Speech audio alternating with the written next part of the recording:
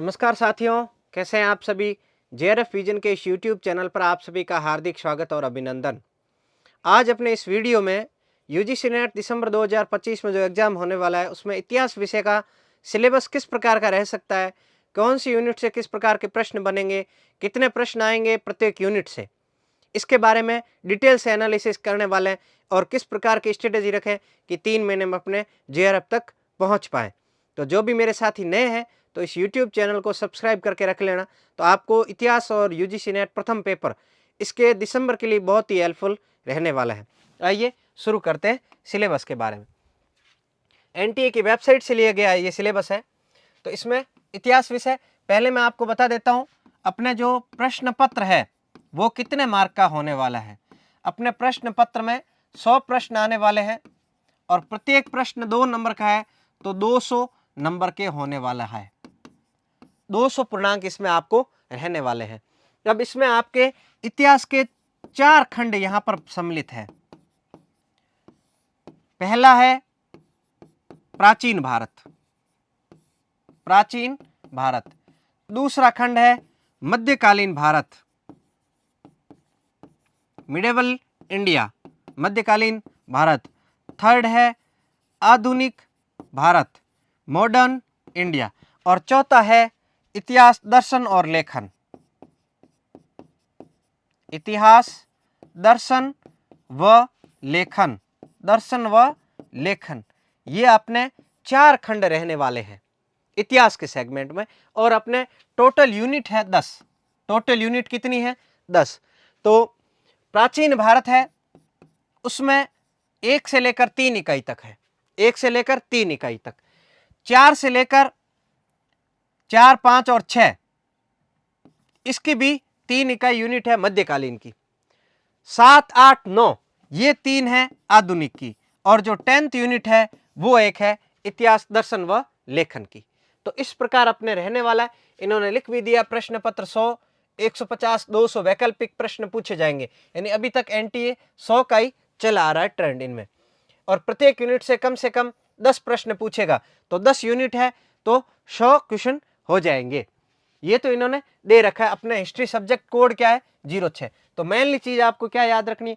100, 200 number के पहली जो 3 यूनिट है प्राचीन भारत की, उसके बाद 3 यूनिट मध्यकालीन की और 3 आधुनिक की। लास्ट जो 10वीं है वो है इतिहास, दर्शन की। अब इन्होंने सिलेबस में कुछ इस प्रकार दे रखा है कि जो संकल्पनाएं हैं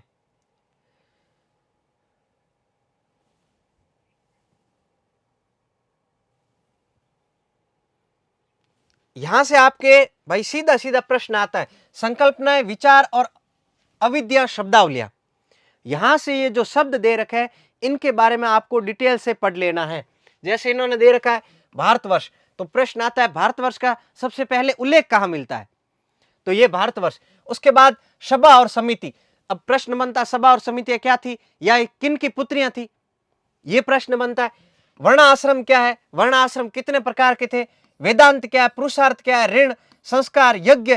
यहां से आपको 3 से 4 प्रश्न सीधे सीधे देखने को मिलते हैं, ये सिर्फ एक वर्ड से। तो इनको बड़े गौर से पढ़ना आपको। गणराज्य, जनपद, कर्म का सिद्धांत, दंड नीति, ये जो दे रखा है इनको आपको सिलेबस में पूरा टू द पॉइंट आपको नोट कर लेना है। जैसे दे रखा है स्तूप हो गया, स्तूप, धर्म विजय, नागर, द्रविड़, बेसरा, अलवार, नैनार क्या थे, इनकी संख्या कितनी है, श्रेणी क्या है, भूमि छिद्र, विधान न्याय क्या है, कर भोग भाग, विष्टि क्या है, स्त्री धन, स्त्री धन का सबसे पहले उल्लेख कहां मिलता है। ये यहां से आपको इस प्रकार के प्रश्न पुटअप करके पूछेगा। तो ये जो शब्द दे रखे हैं इनको आपको बहुत अच्छे से कर लेना है। यहां भी ये सेम टाइप के शब्द दे रखे हैं, इनके बारे में डिटेल से एक एक शब्द को एनालाइज करते हुए, या फिर आप सिलेबस के अंदर ही नोट डाउन कर लीजिए कि दस्तूर क्या है, देशमुख क्या थे, उलेमा क्या था, फरमान क्या था। जो मुस्लिम शासक फरमान जारी करते थे वो फरमान है, तो मुस्लिम शासक द्वारा जारी किया गया जो पत्र है वो फरमान, नीचे अपने अधीनस्थ अधिकारियों के लिए। तो इस प्रकार से आप ये लिख सकते हैं। ये आपके यहां से 2 या 3 प्रश्न पड़ जाएंगे। यहां से साहित्यिक चोरी है। अब साहित्यिक चोरी ये फर्स्ट पेपर में भी आता है कि 40% तक, फिर है 60% तक, फिर 70 और फिर 80। इस प्रकार की जो चोरियां हैं उनके लेवल दे रखे हैं, प्रथम लेवल, द्वितीय लेवल, तृतीय लेवल, चतुर्थ लेवल। अब इनमें जो लेवल आता है उसके बारे में पढ़ना है आपको। पंचशील क्या है, भूदान क्या है, ये जो सहायक संध्या है ये किन से की गई थी, तो इनके बारे में आपको डिटेल से आपको लिख लेना है। तो आपको यहां से बड़े बड़े 3 से 4 प्रश्न मिल जाएंगे, यानी 8 नंबर तो आपके यहां से हो जाते हैं। अब जो अपना है वो है पहली इकाई। क्या है पहली इकाई? इकाई नंबर 1। अब ये आपके अपने यहां से स्टार्ट होता है इकाई नंबर 1। अब इकाई नंबर 1 अपने प्राचीन भारत से संबंधित है। तो स्रोतों संबंधी वार्ता, यानी सोर्स कौन कौन से है, जैसे पुरातत्वीय स्रोत, अन्वेषण, उत्खनन, पुरालेख विधा, मुद्रा शास्त्र की जानकारी। अब यहां से एक प्रश्न आता ही आता है कि इतिहास में कौन कौन सी विधियां किसके लिए काम आती है। पुरातात्विक स्थलों के काल निर्धारण, जो सिंधु घाटी सभ्यता होगी, वैदिक होगी, मौर्य हो गए, गुप्त हो गए, इनके काल निर्धारण। फिर साहित्यिक स्रोत, स्वदेशी साहित्य यानी जो भारतीय लिटरेचर है उनके बारे में। प्राइमरी एंड सेकेंडरी, धार्मिक, धर्म और धर्म निरपेक्ष साहित्य, जो स्वदेशी साहित्य उसमें प्राइमरी कौन कौन से है। प्राइमरी वो होता है जिनमें अपने डायरेक्ट वहां जाके इंक्लूड करते हैं, कोई अपने स्मारक हो गया, या फिर कोई जो इसने आत्मकथा लिखी है वो हो गया, या फिर पुराना जो समाचार पत्र है वो हो गया। द्वितीयक, जो किसी ने लिख कर प्रकाशित कर दी, पब्लिश हो गया, वो द्वितीयक। फिर धार्मिक और धर्म निरपेक्ष साहित्य, मिथिक, दंत कथा आदि काल निर्धारण की समस्या, और विदेशी विवरण, यूनानी, चीनी, अरबी विद्वान। विदेशी वाला तो आपको घोट के पी लेना है। एक आके विदेशी बताऊंगा मध्यकालीन भारत में कि विदेशी कौन कौन से आए थे, उनके कर्म, और यहां से विदेशी साहित्य लिखा किस किस ने था प्राचीन भारत में, विशेषकर इनका पूछता है अपने, जैसे ये चीनी जो आए थे इनका, यूनानी जो कौन कौन आए थे इनका, इनका सीक्वेंस पूछता है कि पहले कौन आया था और बाद में कौन आया था। ये विशेष तौर पर आपको ध्यान रखना है। पशुचारण, खाद्य उत्पादन, नवपाषाण, ताम्रपाषाण काल, यहां से आपकी हिस्ट्री स्टार्ट हो जाती है। तो अधिवासन, वितरण, औजार और विनिमय का ढांचा, यानी यहां से आप पूरी स्टार्ट आपको हिस्ट्री पढ़नी है। सिंधु घाटी पूरी है, यानी हड़प्पा सभ्यता अपने ले ले, वो पूरी डिटेल से आपको पढ़नी है। वैदिक सभ्यता है, वैदिक तथा उत्तर वैदिक काल, इनमें भी आपको पूरा डिटेल से पढ़ना। आर्य से संबंधित विवाह, राजनीतिक सामाजिक संस्थाएं, संरचना, राज्य के सिद्धांत, वर्ण और सामाजिक स्त्री का उद्भव, धार्मिक दार्शनिक विचार, लौह प्रौद्योगिकी का प्रारंभ, और दक्षिण भारत में महापाषाण। ये टॉपिक थोड़ा ध्यान रखना, अपने सामान्यतः देखते नहीं है लेकिन इसको ध्यान रखना। दक्षिण भारत के महापाषाण, यहां से एंटी है, दक्षिण भारत से जोड़ते हुए आपको प्रश्न पूछता है यहाँ कि नवपाषाण के बाद में यहाँ क्या हुआ था। ये तो इस टॉपिक को थोड़ा ध्यान में रखना है। राज्य शासन व्यवस्था का विस्तार, महाजनपद, अब 16 जो महाजनपद है उनकी राजधानी, कौन से शासक हुए, कौन सी लड़ाई हुई, वो आपको डिटेल में। राजतंत्रीय और गणतंत्रीय राज्य, किन में राजतंत्रीय शासन था, कौन कौन से गणतंत्रीय थे। आर्थिक और सामाजिक विकास, 6ठी शताब्दी ईसा पूर्व में द्वितीय शहरीकरण का उद्भव, जो द्वितीय शहरीकरण लो युग आ गया था उसके बारे में। अशास्त्रीय पंथ, जैन धर्म, बौद्ध धर्म और आजीविक संप्रदाय। अब ये 3 ही पढ़ने अपने को, जैन, बौद्ध और आजीविक, इन तीनों के बारे में डिटेल से पढ़ना है। कभी कभार तो बहुत इजीली पूछ सकता है कि इनकी जो 4 बौद्ध समितियां हुई थी वहां से प्रश्न पूछ लेता है, उनके बारे में। ये बुद्धर, इनके बारे में जो है इनके चिन्ह पूछ लेता है, जीवन के बारे में। तो ये आपको ध्यान रखना है। ये पहली इकाई थी आपके वहां से। अब इकाई नंबर है 2। इकाई नंबर 2, इकाई नंबर 2 में, इकाई नंबर 2 में जो महाजनपद काल है उसके बाद का जो काल है, राज्य से साम्राज्य तक, राज्य से साम्राज्य तक, राज्य से मगध का उत्थान, मगध में कौन कौन से शासक हुए, उनके शासकों का क्रम। मैं आपको पहली चीज बता देता हूं, आपको इंडिया हिस्ट्री में आपको अधिकांशतः कालक्रम ध्यान रखना है।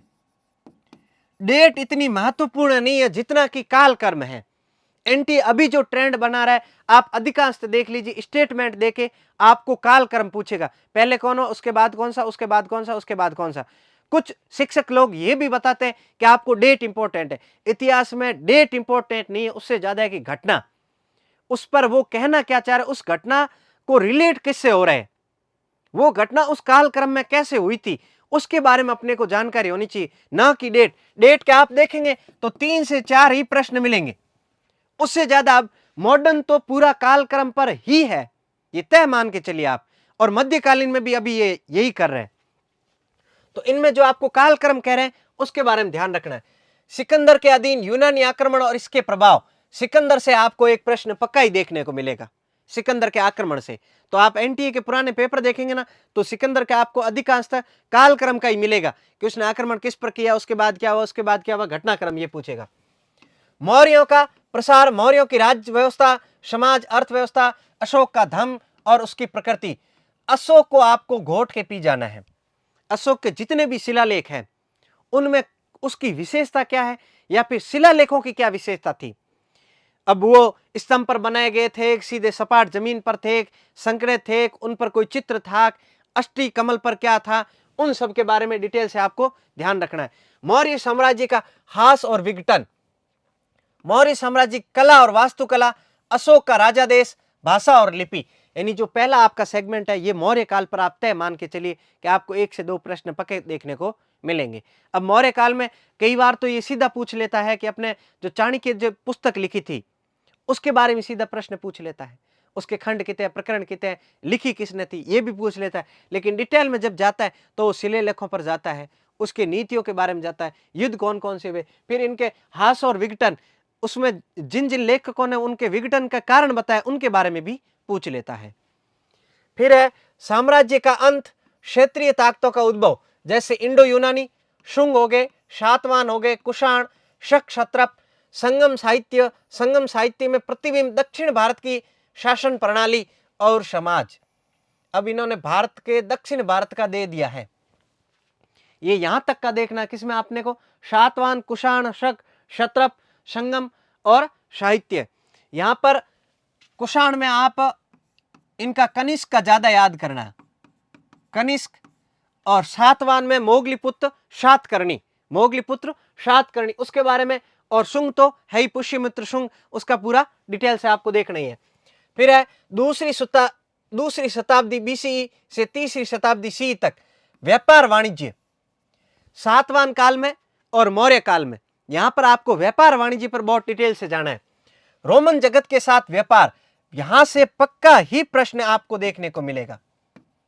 एनटीए का रोमन जगत के साथ में व्यापार में यह पूछेगा कौन सी वस्तु व्यापार में की जाती थी, या फिर व्यापार किस प्रकार किया जाता था, या फिर कौन से समुद्री तट थे जहां पर पश्चिमी और पूर्वी दोनों के बारे में पूछेगा। 3 जो डिवाइडेड मैंने आपको बताया, यहां से पक्का ही प्रश्न आपको देखने को मिलेगा।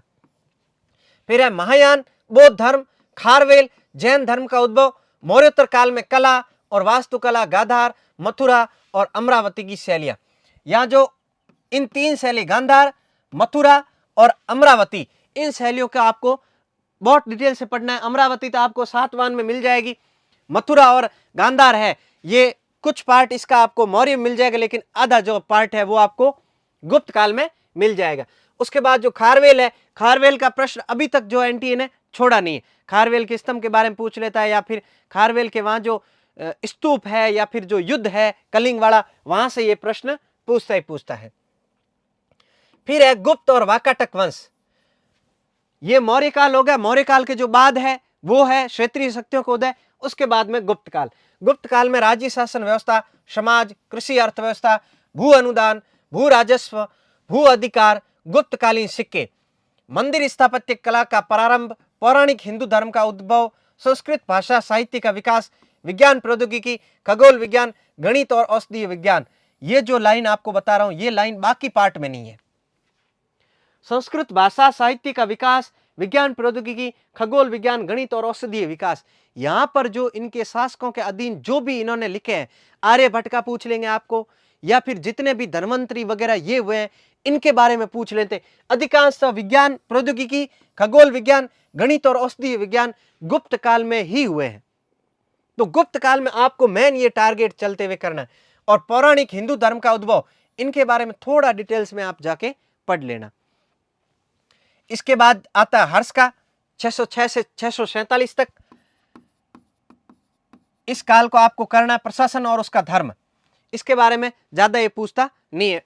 विशेषतर अधिकांशतः उसकी धर्म सभा के बारे में वहां से पूछ लेता है, या फिर उसके जो प्रशासन है उसके बारे में, जो मंत्रीगण है उनके बारे में पूछता है।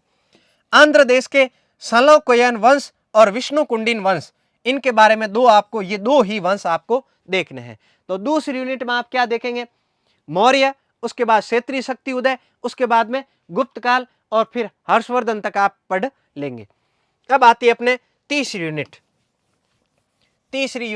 अब तीसरी यूनिट में क्या है ये भी देख लेते, फिर आपके प्राचीन भारत यहां से कंप्लीट हो जाएगा सिलेबस के अंदर।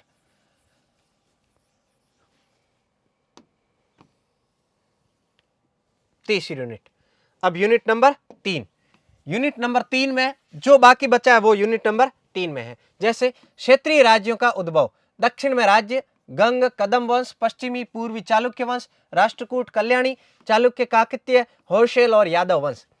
यहां से मैं इन दोनों टॉपिक को साथ में लेते हुए चल रहा हूं, पल्लव, चेर, चोल, पांडे वंश।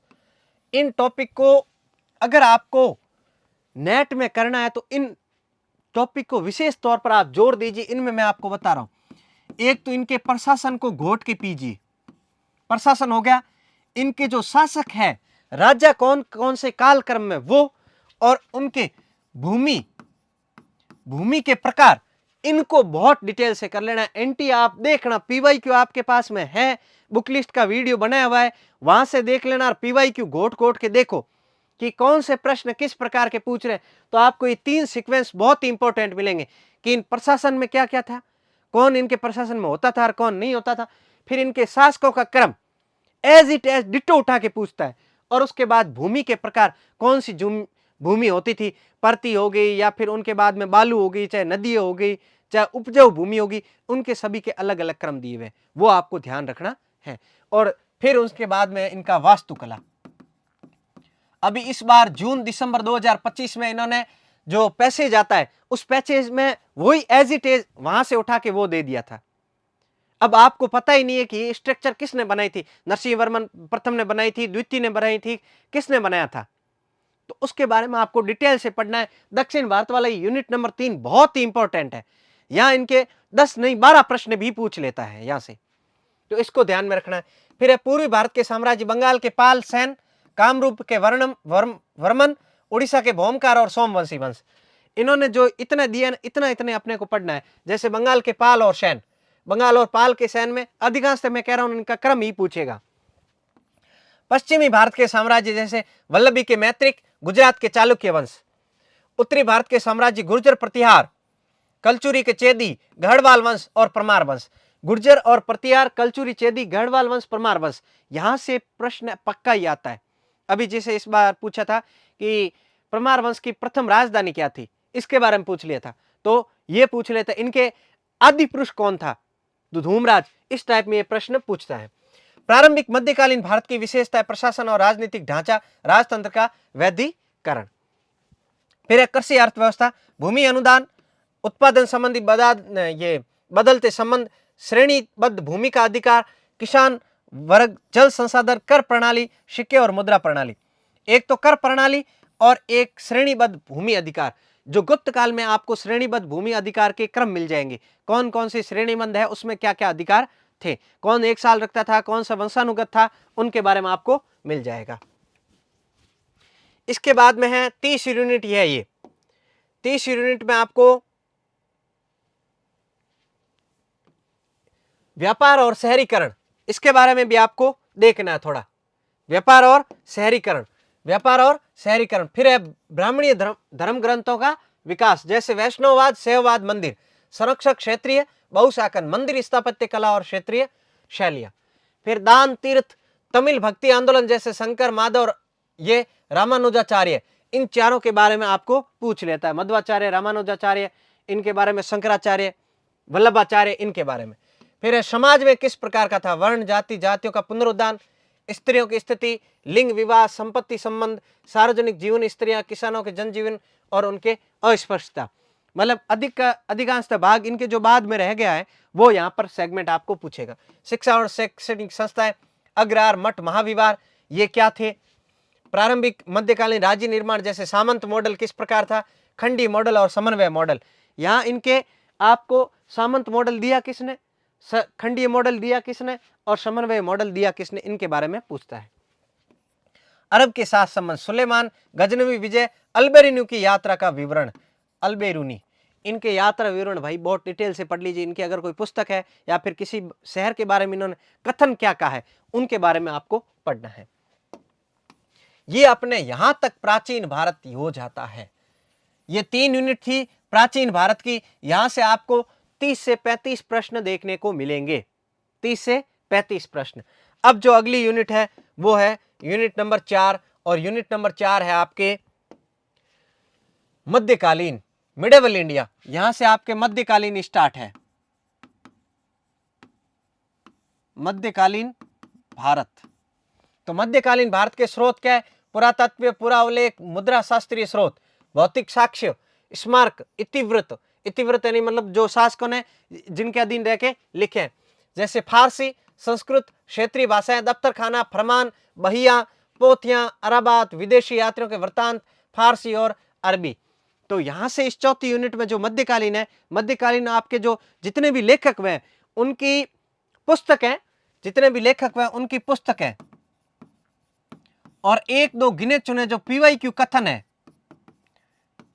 जैसे अलबरूनी ने क्या कहा, इब्न बतूता ने क्या कहा, अमीर खुसरो ने क्या कहा था, किस शासक के बारे में कहा है, किस रूप में कहा है, वो उसके बारे में अपने को देखना है। तो मेनली पुस्तक और पीवाईक्यू में जो कथन कहे गए उनको आप एक पेज पर लिख लेना, उनमें से कोई एक दो आपको रिपीटेड मिल जाएंगे।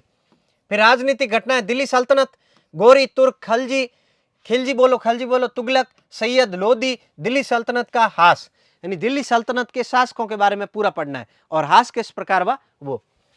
मुगल साम्राज्य की नींव, बाबर, हुमायूं, सूरवंश, सूरवंश यानी शेरशाह सूरी, अकबर के औरंगजेब तक का प्रसार, सुदृढ़ीकरण और मुगल साम्राज्य का पतन। उत्तर मुगलकालीन शासक, मुगल साम्राज्य का विघटन, लास्ट तक जो रहे थे 1857 से पहले और 1707 के बाद में, ये मतलब है 1707 से लेकर 1857 तक, ये जो सेगमेंट है उत्तर मुगलकालीन इसको बोलते हैं बड़े बड़े तौर पर। विजयनगर और बहमनी, ये वेरी वेरी इंपॉर्टेंट है। विजयनगर और बहमनी, इसमें से आपको पक्का ही प्रश्न मिलेगा, और प्रश्न क्या मिलेगा? शासक क्रम, शासक क्रम, जो विदेशी यात्री आए थे, विदेशी यात्री, इनका क्रम और उनका साहित्य या फिर उनका कथन, ये चीज आप देख लेना, आपका प्रश्न बाहर नहीं जाएगा, ये मेरी गारंटी है। दिल्ली सल्तनत, बीजापुर, गोलकुंडा, बीदर, बेरार, अहमदनगर, उत्थान, प्रसार, विघटन, पूर्वी गंग और सूर्यवंशी गजपति, ये यहां से विजयनगर और बहमनी पूरा कवर होता है। और चौथी यूनिट में जो लास्ट रहता है वो है मराठों का उत्थान, शिवाजी स्वराज्य की स्थापना, पेशवा, जितने भी मतलब मराठा है, शिवाजी का जो स्वराज्य था उसके बारे में पूरा डिटेल से देखना है। यहां पर अपने दिसंबर 2023, जून 2024, इन दोनों में देखेंगे तो ये आपको एक पैसेज के रूप में मिले थे। 5 प्रश्न आपको पैसेज देके पूछे थे। दिसंबर 2023 का बहुत इजीली पूछ लिया था कि कौन सा क्या है, कौन सा क्या कुछ नहीं है, लेकिन आपको डिटेल में लेते हुए चलना। तो मराठा स्वराज्य का आपको पूरा पढ़ना, उनका सैनिक प्रशासन, कौन कौन सी शिवाजी ने विजय की, उसके बाद जो मराठा पेशवा हुए उनका क्रम पूछता है, कौन कौन से वे, उनकी जो रणनीति थी वो क्या थी, और शिवाजी की जो अष्टप्रधान नीति है उनको तो बहुत अच्छे से आपको पढ़ना। अष्टप्रधान कौन सा किसका प्रधान था, किस विभाग का था वो। इकाई नंबर 5, इकाई नंबर 5 में प्रशासन है, जो दिल्ली सल्तनत है वहां रह गया था, और उसके बाद मुगल काल में जिनका ये है, दक्षिण में विजयनगर और बहमनी का प्रशासनिक और अष्टप्रधान, इनका मतलब है कि अर्थव्यवस्था है वो एक ही दे रखी है। मुगल काल और दिल्ली सल्तनत में सरहद संबंधी नीतियां क्या थी, कृषि उत्पादन, सिंचाई, अर्थव्यवस्था, उद्योग, व्यापार, वाणिज्य। कुल मिला के जो अपने इस यूनिट जो पीछे का सेगमेंट छूट जाता है शासक के बाद का, वो सेगमेंट यूनिट नंबर 5 में है। और लास्ट में जो यूनिट नंबर 6 है, यूनिट नंबर 6, यूनिट नंबर 6 मध्यकालीन भारत की एंडिंग है। समाज और संस्कृति, इनके जो सामाजिक संरचना किस प्रकार थी। सूफी, ये सूफी सिलसिले जो इनके मुगल काल में हुआ करते थे, कौन कौन से वे, उनके सिलसिले कौन कौन से थे, विश्वास और प्रथाएं क्या थी, प्रमुख सूफी संत कौन थे, और समाज में इन्होंने क्या क्या कार्य किए थे। भक्ति आंदोलन जैसे शैववाद, वैष्णववाद, शक्तिवाद, इनको भाई देखना। मध्यकालीन युग के संत, उत्तर दक्षिण के संत, समाज, राजनीतिक, धार्मिक जीवन पर उनका प्रभाव मध्यकालीन स्त्री संत कौन कौन से हुए उनके बारे में। सिख धर्म का आंदोलन गुरु नानक देव, ये वेरी वेरी इंपॉर्टेंट है। यहां से प्रश्न मिले नहीं मिले, इनमें एक तो सूफी संत का मिल जाएगा, लेकिन सिख आंदोलन से आपको पक्का ही मिलेगा इनका कर्म या फिर इन्होंने क्या कुछ कार्य किए थे, इन्होंने इनके गुरुद्वारे की स्थापना के समय कौन थे, या फिर कौन से सूफी संत का उल्लेख इनके ये गुरु ग्रंथ साहिब में किया गया है। फिर है सामाजिक वर्गीकरण, शासक वर्ग, प्रमुख धार्मिक समूह, उलेमा, वणिक वर्ग, व्यवसायिक वर्ग, राजपूत समाज। राजपूत समाज से एक प्रश्न आपको देखने को मिलता है। ग्रामीण समाज, छोटे सामंत, ग्राम कर्मचारी, कृषक और गैर कृषक और शिल्पहार। फिर स्त्रियों की स्थिति, जनाना, ये और ललित कला, इनके बारे में ये मिलता है। तो यहां से ये मतलब मुगल काल में आपको मैन अपने ले ले सूफी और दिल्ली सल्तनत और मुगल और शिवाजी, बड़े बड़े तौर पर इन चारों को आपको बहुत डिटेल से करना है। समझ गए ना, 3 यूनिटों में इनके जितने भी प्रकार के इकोनॉमिक हो गए, चाहे इनके लिटरेचर हो गया, चाहे स्ट्रक्चर हो गई, मतलब स्थापत्य कला में हो गया, या फिर शासकों ने लड़ाई कौन सी लड़ी, नीतियां क्या थी, इनके युद्ध का कालक्रम क्या है, शासक कालक्रम क्या है, इनके समय विदेशी यात्री कौन आए, इन्होंने कौन कौन सी पुस्तकें लिखी, इनका वर्णन किस प्रकार है, इनके बारे में डिटेल से आपको पता करना है। तो आपको हर एक यूनिट से आपको 10-10 क्वेश्चन देखने को मिल जाएंगे। तो 3 यूनिट है, 30 क्वेश्चन देखने को आपको मिल जाएंगे। अब है अपने यहां से आपने स्टार्ट होता है मॉडर्न इंडिया, आधुनिक भारत। आधुनिक भारत, आधुनिक भारत में आपके क्या है, आधुनिक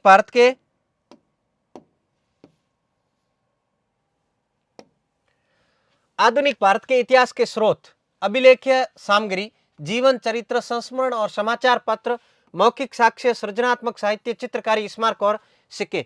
सेम जो वही होते हैं जो एक इतिहास में अध्ययन के लिए चाहिए, वो सभी तीनों सेगमेंट में है। ब्रिटिश सत्ता का उत्थान, 16वीं से 18वीं शताब्दी के दौरान भारत में यूरोपीय व्यापार, पुर्तगाली, डच, फ्रांसीस और ब्रिटिश, इनका कालक्रम पूछता है। कालक्रम आए, इन्होंने कौन सी कंपनी कब स्थापित की, किस जगह पर स्थापित की, पहला कौन आया, किसको कितना फायदा हुआ, किस कौन से युद्ध में मारा गया और फिर वापस चला गया। इनके जैसे पुर्तगाली, डच, अंग्रेज, डेनिश, फ्रांसीसी, ये इनके क्रम पूछता है, PDADF। भारत में ब्रिटिश आधिपत्य के क्षेत्र, डोमिनियन क्षेत्रों की स्थापना और विस्तार, सेम, इन्होंने कंपनी का विस्तार किस प्रकार किया। भारत के प्रमुख राज्यों के साथ ब्रिटिश संबंध, जैसे बंगाल में था, बंगाल के साथ इन्होंने किस प्रकार का संबंध है। अवध, हैदराबाद, मैसूर, कर्नाटक और पंजाब। यह है कि क्षेत्रीय शक्तियों का उत्थान, जैसे ही मुगल काल का पतन होने लगा औरंगजेब के बाद में, उसके बाद में इन क्षेत्रीय शक्तियों का उदय हुआ, वो किस प्रकार हुआ, उनके बारे में बहुत डिटेल से पढ़ना है। जैसे पंजाब में रणजीत सिंह हुए, पंजाब में रणजीत सिंह जी हुए, रणजीत सिंह जी है। उसके बाद कर्नाटक में कौन हुआ, चिनकलीज खान हुआ, मैसूर में कौन हुआ, हैदराबाद में कौन हुआ, अवध में कौन हुए, और बंगाल में किस प्रकार का इन्होंने रहा था, वो इनका कंपनी के साथ संबंध आपको देखना है। फिर 1857 की क्रांति, यहां से आपको प्रश्न पक्का ही देखने को मिलेगा। इनका प्रश्न कहां से मिलेगा मैं आपको बता देता हूं। इनके लेखकों के कथन कहे गए हैं कि ये राष्ट्रीय विद्रोह था, कि ये स्वतंत्रता विद्रोह था, कि या फिर हिंदू विरोधी धर्म था, कि ईसाइयत का था, कि कालों का गोरों के विरुद्ध था। ये कथन कहे किसने थे, इस प्रकार के, जैसे या फिर सभ्यता और बर्बरता का युद्ध, ये होम्स ने कहा था। इस प्रकार के कथन आपको देखने को मिलेंगे। फिर कंपनी की ताज, क्राउन का प्रशासन, ईस्ट इंडिया कंपनी अधीन केंद्रीय और प्रांतीय ढांचों का क्रमिक विकास, ये बताया गया है। फिर कंपनी के शासन का सर्वोच्च सत्ता, सिविल सर्विस, न्याय तंत्र, पुलिस, सेना, ताज के अधीन रजवाड़ों की रियासतों का सर्वोच्च सत्ता में ब्रिटिश नीति। इन्होंने किस प्रकार की नीतियां चलाई थी, वो इनके बारे में आपको देखना है।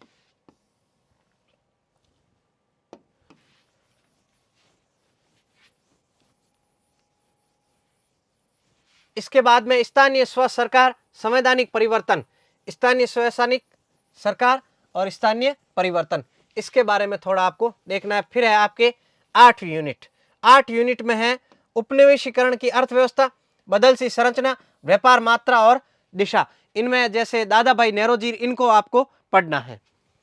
कृषि का विस्तार, वाणिज्यकरण, भू अधिकार, भू बंदोबस्त और ग्रामीण ऋणग्रस्तता, भूमिहीन धम सिंचाई और नहर व्यवस्था, भू बंदोबस्त है, इसको डिटेल से पढ़ना है। इन्होंने 3 प्रकार की भू बंदोबस्त चलाई थी, कौन सा किस प्रकार का, कितने प्रतिशत एरिया में और कितना प्रतिशत कर लेते थे वो, और चलाई किसने थी, ठीक है ना। मुनरो हो गया, ये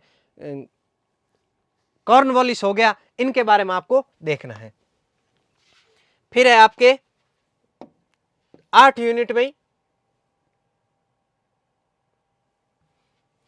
उद्योगों का ह्रास, उद्योगों का ह्रास मतलब उद्योगों का पतन किस प्रकार हुआ था, शिल्पकारों की बदलती सामाजिक आर्थिक स्थितियां, विशहरीकरण, आर्थिक अपवन और विश्व युद्ध और अर्थव्यवस्था।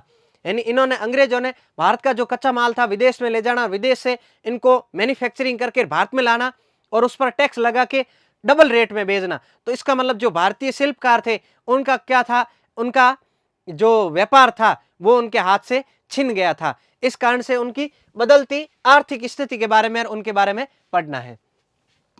ब्रिटिश औद्योगिक नीति, आधुनिकीकरण, कारखाना कानून स्वरूप और मजदूर संघ और आंदोलन। इनके मजदूर संघ में इनके 3 प्रकार के, इन्होंने जो ये गवर्नर जनरल थे 3 प्रकार के इन्होंने संशोधित किया, वो भी आपको क्रम से पढ़ना है। मौद्रिक नीति, बैंकिंग, मुद्रा विनिमय, रेलवे, सड़क परिवहन, संचार, डाक और टेलीग्राफ, इनके बारे में भी देखना है। नूतन शहर केंद्रों का विकास, स्थापत्य, नूतन विशेषताएं, नए शहरों की स्थापना की, उनमें कुछ इन्होंने चीजें बनाई, तो उनके स्ट्रक्चर किस प्रकार के हैं, इसके बारे में। अकाल, महामारी और सरकारी नीतियां, यहां से आपको पक्का ही प्रश्न देखने को मिलेगा। अकाल काल कौन कौन से, काल का जो इनके कालक्रम घोषित किए थे वो कौन कौन से थे। जनजाति और किसान आंदोलन, किसान आंदोलन का पक्का ही प्रश्न एक आपको देखने को मिलता ही मिलता है। संक्रमण काल में भारतीय समाज, ईसाई धर्म से संपर्क, ईसाई मिशन, मिशनरी, भारत की सामाजिक एवं आर्थिक प्रथा, धार्मिक धारणाओं की समालोचना, शैक्षणिक और गतिविधियां। अधिकांश तो वो केरल में आए, दक्षिणी तट पर था, वहां पर इन्होंने अपने क्या किया था कि वहां पर आए और धर्म का प्रसार किया, यानी भारतीय लोगों को ईसाईकरण में शुरू किया, जो कि अभी तक चलता आ रहा है। तो वहां से इन्होंने कन्वर्जेशन शुरू किया था, उसके बारे में। नई शिक्षा, सरकारी नीतियां, स्तर, विषय वस्तु, अंग्रेजी भाषा, विज्ञान, प्रौद्योगिकी, लोक स्वास्थ्य और औषधि, आधुनिकता की ओर। मैकाले की आप नीति पढ़ते हैं 1854 वाली मैग्ना कार्टा, ये इनको किस प्रकार की थी कि भारतीयों की शिक्षा किस प्रकार की देनी है, इनमें लिटरेचर अपना हो कि या फिर इनका हो, लैंग्वेज अपनी रखे या फिर इनकी रखे, इनके बारे में आपको डिटेल से जानना है। इसके बाद में भारतीय पुनर्जागरण, भारतीय पुनर्जागरण में आपको राजा राम मोहन राय, दयानंद सरस्वती, स्वामी विवेकानंद और जो भी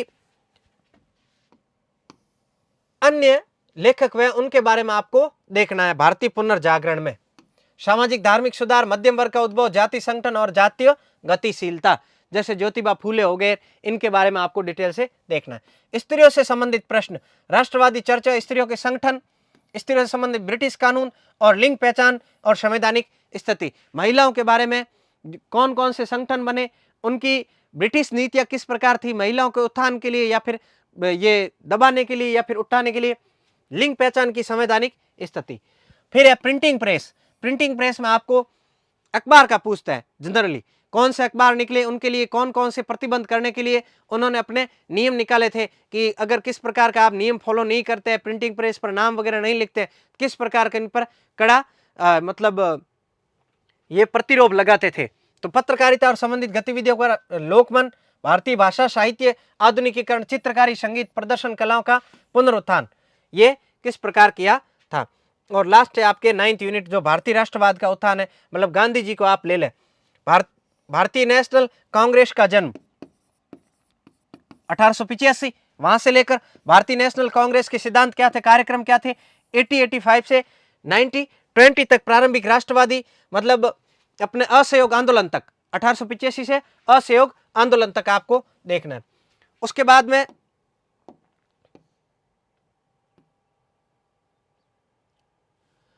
स्वदेशी और स्वराज्य, स्वदेशी और स्वराज्य, गांधीवादी आंदोलन जिसमें सुभाष चंद्र बोस, आईएनए, यहां से पक्का ही प्रश्न आपको देखने को मिलेगा मॉडल में भाई, सुभाष चंद्र बोस और आईएनए, पक्का ही प्रश्न देखने को मिलेगा।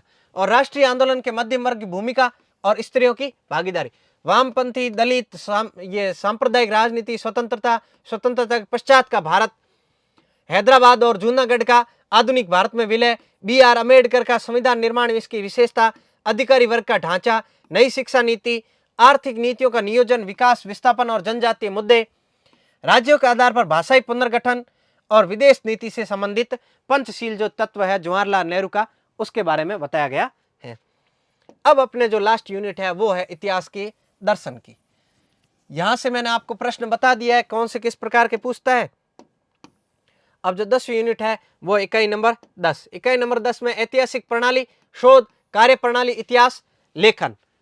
फिर इतिहास का विषय, विस्तार, सीमा और महत्व। इतिहास का महत्व क्या है, इतिहास को किस प्रकार लिखा जाना चाहिए, क्या पूर्वाग्रह अधीन होकर लिखा जाना चाहिए, किन किन ने इनका विरोध किया है। जैसे रांके का, यहाँ पर रांके का आपको बहुत ही महत्वपूर्ण याद रखना है। रांके का हो गया, इब्न खलादून हो गया, इनके बारे में, इनके लिटरेचर क्या है, इन्होंने क्या प्रकार की धारणा रखी थी, उसके बारे में लिखना है। इतिहास की वस्तुनिष्ठता और पूर्वाग्रह, वस्तुनिष्ठ ऑब्जेक्टिविटी होनी चाहिए या फिर पूर्वाग्रह अधीन होना चाहिए। अन्वेषणात्मक सक्रिय, इतिहास में आलोचना, संश्लेषण, प्रस्तुति। इतिहास और उसके सहायक विज्ञान, इतिहास, विज्ञान, कला, सामाजिक विज्ञान क्या है। इतिहास में कारण, कार्य, संबंध, कल्पना। यहां से आपको पक्का प्रश्न देखने को मिलेगा, यहां से वो लेखक का नाम ही पूछता अधिकांशतः इसमें ऑब्जेक्टिव टाइप में। क्षेत्रीय इतिहास का महत्व, भारतीय इतिहास में आधुनिक प्रवृत्तियां और शोध कार्य प्रणाली। और लास्ट आपके रह जाता है ये इतिहास की परिकल्पना।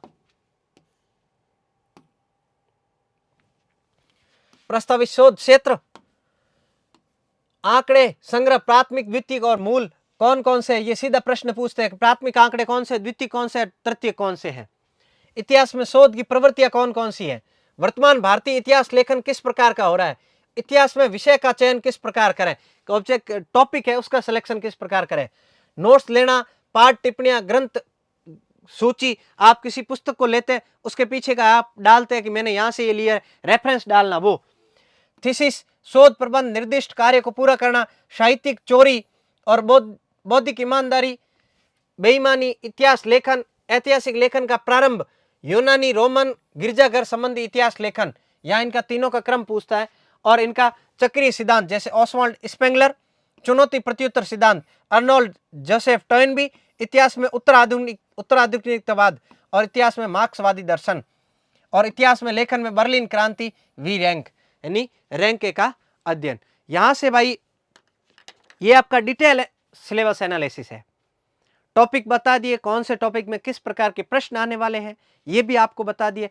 तो आपको काम क्या करना है, बुक लिस्ट आपको बताई हुई है, पीवाईक्यू भी आपको बताया कौन से पीवाईक्यू बेस्ट है, पीवाईक्यू का विश्लेषण भी किस प्रकार करना है वो आप कर लेंगे तो आपका नेट का जो पेपर है वो आपका कभी नहीं रुकने वाला। नेट नहीं, आप जेआरएफ तक भी पहुंच जाएंगे।